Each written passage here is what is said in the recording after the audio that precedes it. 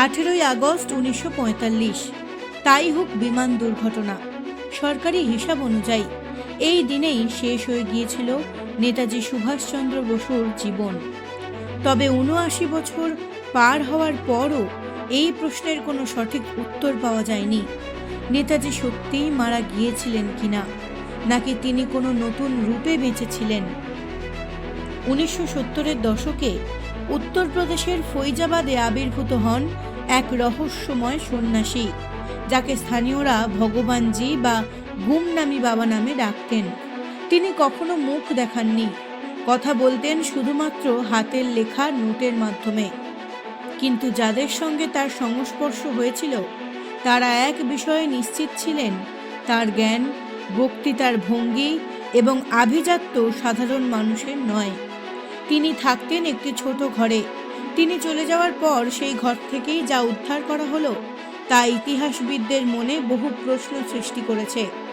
মানুষ কেন বিশ্বাস করতে শুরু করলো যে গুমনামি বাবা নেতাজি হতে পারেন?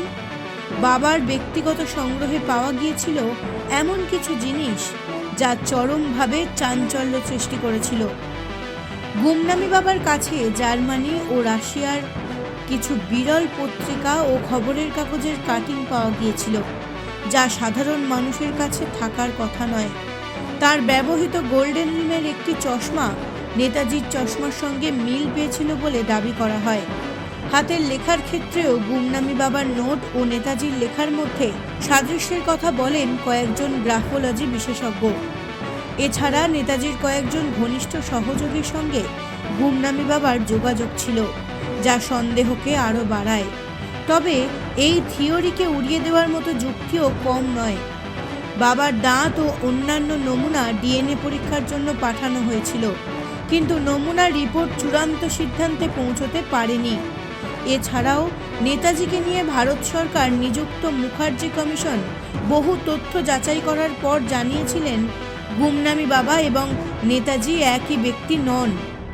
যদি নেতাজি সত্যিই ফিরে এসেই থাকতেন, তাহলে কেন তিনি এমন কষ্টকর জীবন বেছে নিলেন? কেনই বা দেশের সামনে আসেননি? এই প্রশ্নের সন্তোষজনক কোনো উত্তর মেলেনি।